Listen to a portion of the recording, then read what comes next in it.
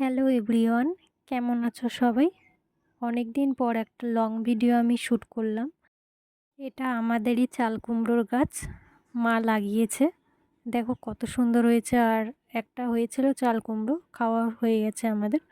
আজ আমি কয়েকটা পাতা নিলাম, শাক ভাজবো।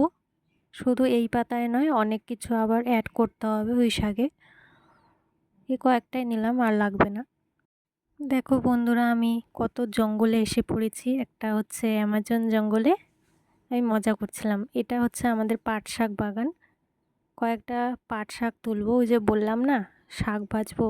কুমড়ো শাক তো তোলা হয়ে গেছে, এখন এই পাট শাকটাও তুলে নিচ্ছি। সাথে মশার কামড়ও খাচ্ছি। অনেক জঙ্গল হয়ে গেছে, তার মধ্যে বৃষ্টি পড়তেছিল। বৃষ্টির জন্য জঙ্গলগুলো পরিষ্কার করাও হচ্ছে না। সাথে এখানে যোগও আছে অনেক, তবুও ভয়ে ভয়ে এসেছি। আমার তো যোগ দেখে খুব ভয় লাগে। ও, আজ তো আবার রাত্রেবেলা অম্বুবাচী ধরবে। তোমরা কে কে জানো এটা? তারপর তো আর শাক পাতা কিছুই খাওয়া যাবে না, আজকেই লাস্ট।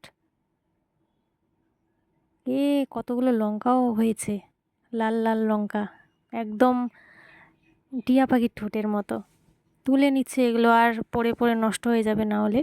আরও মনে অনেক হয়েছিল, বৃষ্টির জন্য এদিকে আসাই হয়নি। দেখলাম দুটো বেগুনও হয়েছে গাছের মধ্যে, সেগুলোও না হয় পরে বানাবো। আজ শাক ভাজাই বানাই।